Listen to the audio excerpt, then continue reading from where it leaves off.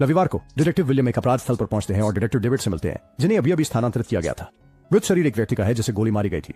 पड़ोसियों ने उसकी पत्नी के साथ उसे 2 घंटे तक बहस करते हुए सुना, इसलिए पुलिस को लगता है कि यह एक अपराध जुनून का है। रास्ते में बाहर जाते हुए विलियम बताते हैं कि वह जल्द ही सेवानिवृत्त हो रहे हैं और सोचते हैं कि डेविड ने उनके सुस्त यूनिट में पुनः आवंटित होने के लिए इतनी मेहनत क्यों की। डेविड बस कहता है कि वह कुछ अच्छा करना चाहता है और विलियम उसे याद दिलाते हैं कि अगले 7 दिनों के लिए वह अभी भी प्रभारी है। सोमवार की सुबह डेविड अपनी पत्नी ट्रेसी के पास जागता है, जो फोन बजने पर नाराज हो जाती है। डेविड को एक और अपराध स्थल पर बुलाया जाता है, जहां उसकी फिर से विलियम से मुलाकात होती है।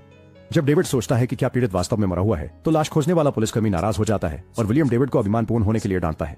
जासूस घर की तलाशी लेते हैं और फर्श पर चारों ओर तलचट्टे पाते हैं।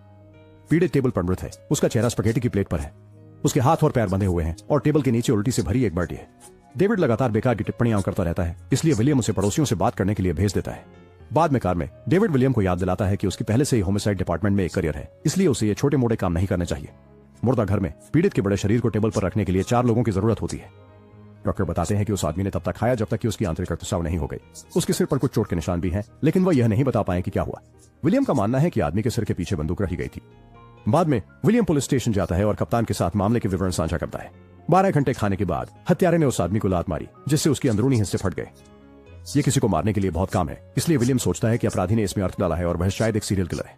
विलियम अनुरोध करता है कि उसे पुनर्नियोजित किया जाए, क्योंकि वह नहीं चाहता कि उसका आखिरी मामला पागलपन भरा हो। वह यह भी बताता है कि यह डेविड के लिए बहुत जल्दी है, जिससे डेविड गुस्सा और अपमानित महसूस करता है। कप्तान विलियम को पुनर्नियोजित करने से मना कर देता है, लेकिन वह डेविड को एक और मामले पर लगा देता है। मंगलवार को एक रक्षा वकील की हत्या कर दी जाती है। जबकि जिला अटॉर्नी प्रेस को शांत करने की कोशिश करते हैं, डेविड अपराध स्थल पर पहुंचता है। कालीन पर एक बड़ा खून का दाग लालच शब्द को इंगित करता है और खून का उपयोग एक महिला की तस्वीर पर चश्मा बनाने के लिए भी किया गया था। पुलिस स्टेशन में कप्तान विलियम को मृत वकील के बारे में बताता है। वह उसे एक बोतल भी देता है जो छोटी प्लास्टिक के टुकड़ों से भरी हुई है, जो बड़े आदमी के पेट में पाए गए थे। माना जाता है कि उन्हें उसे खिलाया गया था।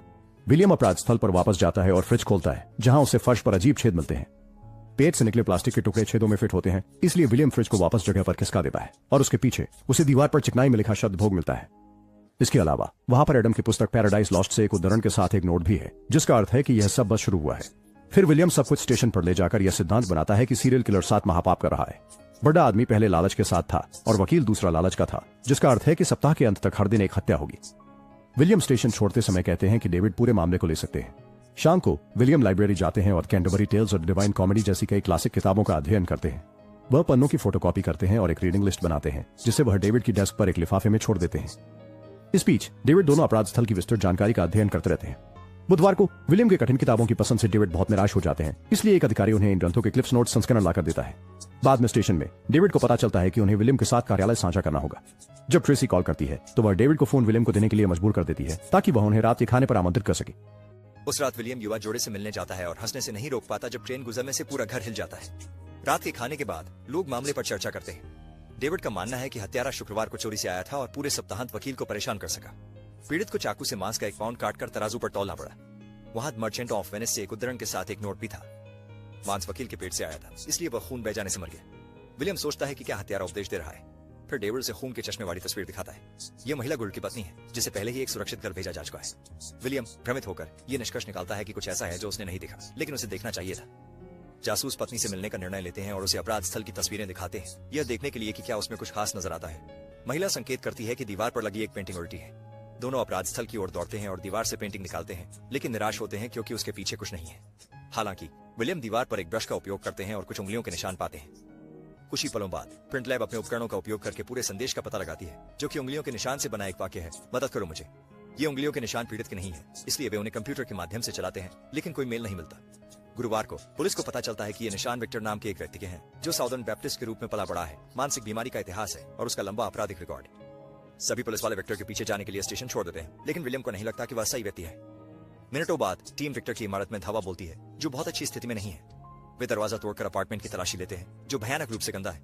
छत पर कई दर्जन चीड़ के पेड़ वाले एयर फ्रेशनर गंध का मुकाबला करने के लिए लटके हुए हैं। बेडरूम में उन्हें बिस्तर में एक आकृति मिलती है, तो वे चादरें हटाकर विक्टर का मृत शरीर खोजते हैं। इसका कंकाल रूप कहता है कि यह काफी समय से मृत है।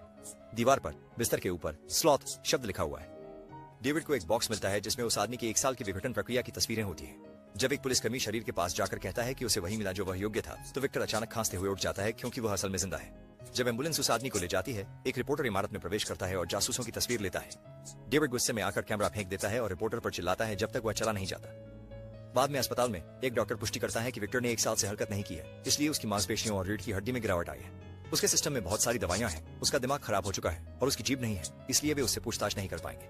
शाम को ट्रेसी विलियम को फोन करती है और बताती है कि उसे किसी से बात करने की जरूरत है और वह शहर में सिर्फ एकमात्र व्यक्ति है जिसे वह जानती है। शुक्रवार सुबह ट्रेसी और विलियम एक डायना में मिलते हैं। वह समझाती है कि वह यहाँ रहना नहीं पसंद करती, लेकिन वह डेविड को नहीं बताना चाहती क्योंकि इससे उसके करियर पर असर पड़ेगा।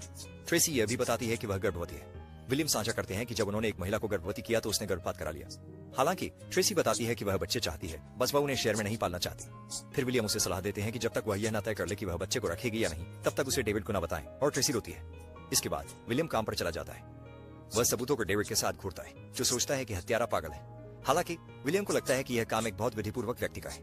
वह डेविड को लाइब्रेरी ले जाता है और उन किताबों की नई सूची बनाता है जो 7 घातक पापों के बारे में बात करती है। दोपहर के भोजन के लिए वे पिज्जा पार्लर जाते हैं और विलियम एक व्यक्ति को काले धन में कुछ बहुत जोखिम भरा करने के लिए भुगतान करते हैं। पहले विलियम खुद को समझाना नहीं चाहता, इसलिए डेविड उसे तब तक परेशान करता है जब तक वह कबूल नहीं करता। वह व्यक्ति एक पूर्व FBI एजेंट था जिसके पास लाइब्रेरी सिस्टम तक पहुंचे, इसलिए वह उस व्यक्ति को खोजेगा जिसने सूची में से किताबें ली हैं। 1 घंटे बाद उन्हें एक रिपोर्ट मिलती है। यह बताती है कि विषय से संबंधित सभी किताबें किसी जॉन डो नामक व्यक्ति द्वारा उधार ली गई थी, जो स्पष्ट रूप से एक नकली नाम है। जासूस लाइब्रेरी कार्ड पर दिए गए पते पर जाते हैं और दरवाजे पर दस्तक देते हैं।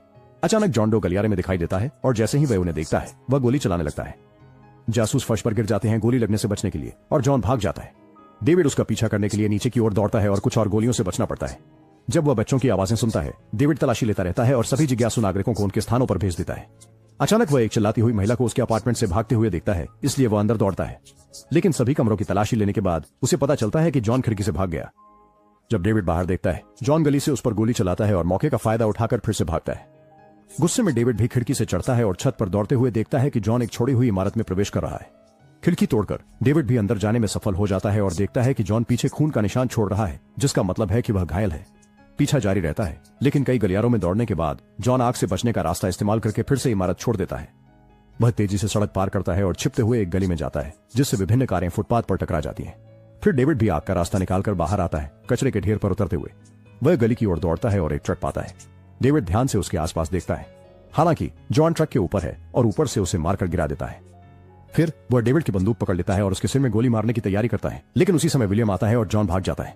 इसके बाद डेविड अपार्टमेंट में जाने की कोशिश करता है और विलियम उसे याद दिलाता है कि उनके पास वर्ड नहीं है। एक बहस होती है और डेविड शांत हो जाता है, लेकिन वह केवल ऐसा दिखावा कर रहा है ताकि वह दरवाजा तोड़ सके। स्थिति को बचाने के लिए जासूस एक पड़ोसी को पैसा देते हैं ताकि वह पुलिस से कहे कि उसने उन्हें फोन किया, क्योंकि उस अपार्टमेंट में कोई संदिग्ध और डरावना व्यवहार कर रहा था। अब वे जॉन डो की जगह की तलाशी ले सकते हैं, जो कि भयावह है। वे खतरनाक औजारों से भरा एक बॉक्स, दीवार पर एक नियॉन क्रॉस, बाइबल के पास दवाइयों से भरी एक दराज और हत्याओं से संबंधित स्मृति चिन्हों से भरी अलमारियां पाते हैं। एक फर कोट में एक महिला की तस्वीर भी है। विलियम को हत्यारे की पागल बकवास से भरी कई नोटबुक्स मिलती हैं। एक छिपे हुए कमरे में डेविड को पीड़ितों की वो तस्वीरें मिलती हैं जब उन्हें मारा जा रहा था। उसी टब में रिपोर्टर द्वारा ली गई तस्वीरें भी मिलती हैं, जिसका मतलब है कि उन्होंने उसी दिन बिना जाने हत्यारे से बात की थी। बाद में फोरेंसिक टीम को एक बॉक्स में पैसे और एक बिल मिलता है, लेकिन पूरे अपार्टमेंट में एक भी फिंगरप्रिंट नहीं मिलता। विलियम सुरागों के लिए नोटबुक पढ़ता है, लेकिन उनमें हत्याओं से मेल खाने के लिए कोई तारीख नहीं होती। उसी समय फोन बजता है और डेविड उसे उठाता है। यह जॉन डो है, जो कहता है कि वह डेविड की प्रशंसा करता है, लेकिन वह अधिक नहीं कह सकता क्योंकि इससे आश्चर्य बिगड़ जाएगा। फिर यह जोड़ी नोटबुक्स पढ़ती रहती है और पुष्टि करती है कि जॉन प्रचार कर रहा है। उन्हें लगता है कि तस्वीर में महिला उनका अगला सुराग है। शनिवार को जासूस बिल पर लिखे पते पर जाते हैं, जो एक लेदर की दुकान निकलती है। दुकान का मालिक बताता है कि जॉन ने एक कस्टम ऑर्डर दिया था और उन्हें उत्पाद की एक तस्वीर देता है। अचानक उनके बीपर्स बजते हैं और अलर्ट आता है कि तस्वीर की महिला मिल गई है। जोड़ी एक क्लब की ओर दौड़ती है और तहखाने में फोटो में दिखी कामकाजी महिला बिस्तर पर मरी हुई होती है और दरवाजे पर लस्ट शब्द खुदा हुआ है। एक आदमी चादर ओढ़े फर्श पर पड़ा हुआ दृश्य देखकर चिल्ला रहा है। बाद में स्टेशन पर डेविड क्लब के मालिक से पूछताछ करता है, लेकिन उसने कुछ अजीब नहीं देखा। विलियम चादर वाले आदमी से पूछताछ करता है और उसे तस्वीर दिखाता है जो जॉन ने ऑर्डर किया था, एक कोट पीस जिसमें चाकू जांग पर था। वह आदमी बताता है कि जॉन ने उसे कोट पीस पहनने के लिए मजबूर करने के लिए उसके मुंह में बंदूक रख दी, जबकि वह उस औरत के साथ था जिससे उसकी मौत हो गई। जब डेविड घर पहुंचता है तो वह 911 पर जॉन की कॉल आती है, जिसमें वह कहता है कि उसने फिर से किया। कुछ ही क्षणों बाद पुलिस एक महिला को बिस्तर पर मृत पाती है और दीवार पर खून से प्राइड शब्द लिखा होता है।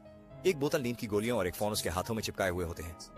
ऐसा लगता है जॉन ने उसकी नाक काटने के लिए उसका चेहरा चीर दिया और उसे पट्टी बांध दी, इससे पहले कि उसे चुनाव करने को कहा। मदद के लिए कॉल करें और विकट चेहरे के साथ जें या फिर नींद की गोलियों का उपयोग करके खुद को खत्म कर लें। उस महिला का गर्भ उसे नींद की गोलियां चुनने पर मजबूर कर देता है। स्टेशन पर विलियम डेविड से कहता है कि वो इस केस को सुलझाए बिना रिटायर नहीं होंगे। अचानक जॉन डो खून से लपट स्टेशन में प्रवेश करता है और ध्यान आकर्षित करने के लिए चिल्लाता है। डेविड अपनी बंदूक निकालता है और पुलिस उसे हथकड़ी लगाने के लिए घेर लेती है, जबकि वह वकील मांगता है। फिर वे उसकी उंगलियों के निशान लेने की कोशिश करते हैं, लेकिन उसके पास नहीं है क्योंकि त्वचा काट दी गई थी। विलियम और डेविड नहीं सोचते कि जॉन इतनी आसानी से हार मानेगा और किसी जाल की आशंका करते हैं। एक वकील जॉन से बात करता है और पुलिस के साथ समझौता करने की कोशिश करता है। यह बताता है कि 2 और लाशें छुपी हुई हैं, लेकिन जॉन केवल डेविड और विलियम को उन जगहों पर ले जाएगा। पुलिस इस सौदे को नहीं मानना चाहती। हालांकि अगर वे नहीं मानते तो जॉन पागलपन की दलील देगा। अगर वे मान जाते हैं तो वह खुद को दोषी मानेगा। विलियम यह सोचते हैं कि क्या शव असली है, तो जिला अटॉर्नी लैब के नतीजे साझा करते हैं, जो पुष्टि करते हैं कि जॉन के कपड़ों पर खून 2 नए पीड़ितों का है। जासूसों के पास सौदा मानने के अलावा कोई विकल्प नहीं है। वे अपने चेस्ट शेव करते हैं ताकि माइक्रोफोन उन पर चिपकाए जा सके। जब कप्तान प्रेस से निपटता है तो जोड़ी जॉन को लेकर कार में जाती है और एक पुलिस हेलीकॉप्टर उनका पीछा करता है। यात्रा के दौरान जासूस जॉन के बारे में अधिक जानने की कोशिश करते हैं, लेकिन वह अपने बारे में बात करने से इनकार कर देता है और सिर्फ इतना कहता है कि उसे अपना काम खत्म करना है क्योंकि यह विशेष है। विलियम उसके धार्मिक तर्क को कुरेदता है और उसे भड़काता है। जॉन बताते हैं कि उन्होंने किसी निर्दोष व्यक्ति की हत्या नहीं की। उनके सभी शिकार अपराधी थे जो केवल एक बड़े पाप में फंस गए थे, भले ही वह मोटापा ही क्यों ना हो। वह डेविड को चिढ़ाते भी रहते हैं, जिससे वह हर पल गुस्से में आते जा रहे हैं। अंततः जॉन जासूसों से अनुरोध करते हैं कि वे कार को खुली जगह में बिजली के टावरों से भरे हुए क्षेत्र के बीच में रोक दें। समय देखने के बाद जॉन पुलिस को मैदान से मार्गदर्शन करने लगता है। उसी समय सड़क पर एक वैन दिखाई देती है, इसलिए विलियम उसे रोकने के लिए दौड़ता है, जबकि डेविड जॉन के साथ रहता है। विलियम सड़क को रोकने के लिए जितनी तेजी से हो सकता है गाड़ी चलाता है और अपनी बंदूक निकालता है, जिससे एक आदमी वैन से बाहर आ जाता है। यह तो बस एक डरे हुए डिलीवरी वाले व्यक्ति हैं जिसे डेविड के लिए एक पैकेज लाने के लिए रख लिया गया था। जांच के बाद कि उसके पास कोई हथियार नहीं है, विलियम उसे भागने देता है और अपनी टीम से कहता है कि किसी को उस व्यक्ति को लेने के लिए भेजें। फिर विलियम बॉक्स खोलता है और उसकी सामग्री को देखकर बेहद चौंक जाता है, ये घोषित करते हुए कि जॉन का पलड़ा भारी है। इस बीच जॉन डेविड से कहता है कि वह उसकी प्रशंसा करता है और उसने उसके बारे में जानकारी प्राप्त करने के लिए पुलिस वाले को पैसे दिए। वह खुलासा करता है कि उसने ट्रेसी से मुलाकात की और उसकी गर्दन काट दी क्योंकि वह डेविड के सामान्य जीवन से ईर्ष्या करता था। इसका मतलब ईर्ष्या उसका पाप है, इसलिए जॉन डेविड से कहता है कि उसे गोली मार दे और क्रोध बन जाए। विलियम डेविड को शांत करने की कोशिश करता है, लेकिन वह नहीं बताता कि डिब्बे में क्या है और यह पुष्टि करता है कि ट्रेसी का सिर उसमें है। जॉन डेविड को चिढ़ाना नहीं रोकता और बताता है कि ट्रेसी गर्भवती थी, इसलिए विलियम उसे थप्पड़ मारता है। बच्चे के बारे में सुनकर डेविड का पारा चढ़ जाता है। वह जॉन के सिर पर गोली मार देता है और फिर उसके शरीर पर 5 बार गोली चलाता है। शाम को डेविड को उसके अपराध के लिए पुलिस ले जाती है और विलियम अंततः फोर्स छोड़ देता है। और अधिक वीडियो देखने के लिए सुनिश्चित करें कि आप सब्सक्राइब करें और नोटिफिकेशंस ऑन करें। देखने के लिए धन्यवाद।